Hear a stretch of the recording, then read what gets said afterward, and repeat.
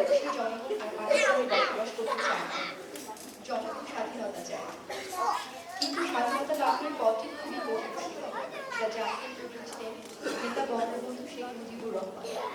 তিনি রাষ্ট্র রাজনীতিকে কত গভীর প্রজ্ঞা দিয়ে বুঝতেন তা বোঝা গেল 18 মিনিটের ইতিহাস কাব্য মুক্ত ভাষণে।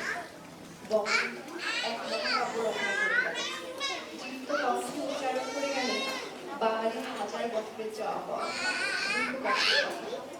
আবৃত্তি করছি স্বাধীনতার এই শব্দটি কিভাবে আমাদের একটি কবিতা লেখা হবে, তার জন্য অপেক্ষা আর উত্তেজনা নিয়ে লক্ষ লক্ষ উন্মত্ত অধীর ব্যাকুল বিদ্রোহী শ্রোতা বসে আছে। ভোর থেকে জনসমুদ্রের উদ্যান শুরু হয়। কখন আসবে কবি? এই শিশু পার্ক সেদিন ছিল না, এই বৃক্ষে ফুলে শোভিত উদ্যান সেদিন ছিল না। তাহলে কেমন ছিল সেদিনের সেই বিকেল বেলাটি?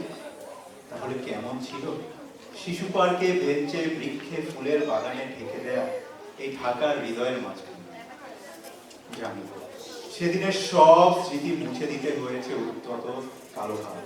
তাই নাকি কবিহীন এই বিমুখ প্রান্তরে আজ কবির বিরুদ্ধে কবি, মাঠের বিরুদ্ধে মাঠ, বিকেলের বিরুদ্ধে বিকেল, উদ্যানের বিরুদ্ধে উদ্যান, মার্চের বিরুদ্ধে মার্চ। হে অনাগত শিশু, হে আগামী দিনের কবি, শিশু পার্কের রঙিন দোলনায় দোল খেতে তুমি একদিন সব জানতে পারবে। আমি তোমাদের কথা ভেবে লিখে রেখে যাচ্ছি সেই শ্রেষ্ঠ বিকেলের কথা।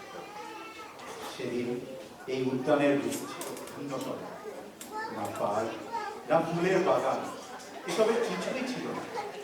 শুধু এক খণ্ড অখণ্ড আকার যেরকম, সেরকম দিগন্ত প্লাবিত ধুধু মাঠ ছিল ধুমাদলের ঢাকা, সবুজে সবুজ।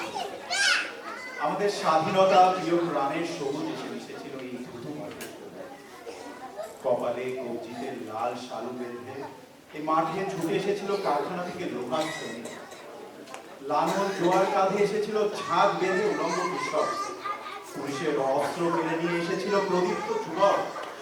হাতের মুঠোয় মৃত্যু, চোখে স্বপ্ন নিয়ে এসেছিল মধ্যবিত্ত, নিম্ন মধ্যবিত্ত, করুণ কেরানি, নারী, বৃদ্ধ, বেশ্যা, ভবঘুরে। আর তোমাদের মতো শিশু পাতাকুরানিরা পথে একটি কবিতা পড়া, তার জন্য কি ব্যাকুল প্রতীক্ষা মানুষের। কখন আসবে কবি, কখন আসবে কবি? শত বছরের শত সংগ্রাম শেষে রবীন্দ্রনাথের মতো তৃপ্ত পায়ে হেঁটে অদ্ভুত কবি এসে জলতার মঞ্চে প্রবল পলকে দারুণ ঝলকে তড়িতে উঠিল জল, হৃদয়ে লাগিল দোলা, জনসমুদ্রে জাগিল জোয়ার, সকল দুয়ার খোলা। কে রোধে তাহার বজ্রকণ্ঠ বাণী? গণসূর্যের মঞ্চ কাঁপিয়ে কবি শোনালেন তার অমর কবিতা খানি। এবারের সংগ্রাম আমাদের মুক্তির সংগ্রাম, এবারের সংগ্রাম স্বাধীনতার সংগ্রাম। সেই থেকে স্বাধীনতা শব্দটি আমাদের। ধন্যবাদ।